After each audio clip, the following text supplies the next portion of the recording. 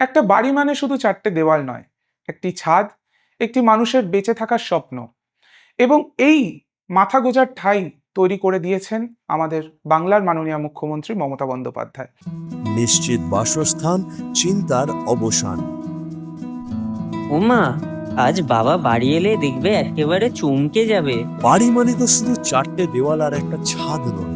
বাড়ি হলো সেই জায়গা যেখানে মানুষ আগামীর স্বপ্ন দেখে। আজ গোটা বাংলা জুড়ে লক্ষ লক্ষ মানুষের নিজের একটা পাকা বাড়ির স্বপ্ন পূরণ হচ্ছে, যেখানে আছে নিরাপত্তা, মর্যাদা আর নতুন করে বাঁচার স্বপ্ন। বাংলার সকল পরিবারের জন্য নিশ্চিত পাকা বাড়ি, শেষমেশ আমার নিজের বাড়ি।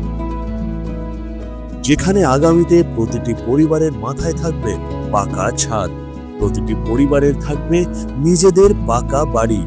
এভাবে স্বনির্ভর হচ্ছে আমাদের বাংলা। আগামী 5 বছরে আমাদের লক্ষ্য সবার মাথার ওপর পাকা ছাদ নিশ্চিত করা। দিদির 10 প্রতিজ্ঞায় উন্নয়ন হবে আমার বাংলায়। আপনারা জানেন ইতিমধ্যেই রাজ্য সরকারের তরফ থেকে বাংলার বাড়ি প্রকল্পে মাননীয় মুখ্যমন্ত্রী আমাদের বাংলার গরিব খেটে খাওয়া মানুষ যাদের একটা মাথায় পাকা ছাদ দরকার, তাদের জন্য 1,20,000 টাকা করে দিয়েছেন। এবং আগামী নির্বাচনে আবার পুনরায় মাননীয় মুখ্যমন্ত্রী, তাকে আপনারা ক্ষমতায় আনলে তিনি অঙ্গীকার করেছেন যে বাংলার মানুষের জন্য, প্রত্যেকটি মানুষের জন্য বাংলার বাড়ি প্রকল্প যেরকম চলছে সেরকমই চলবে।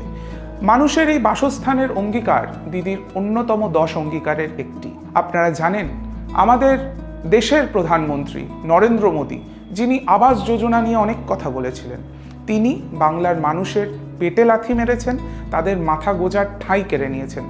যেই সমস্ত মানুষদের নাম নথিভুক্ত করা ছিল যে তারা একটি বাড়ি পাবে, তার জন্য সরকারি অনুদান পাবে, সেই টাকা কেন্দ্র সরকার বন্ধ করে দিয়েছে।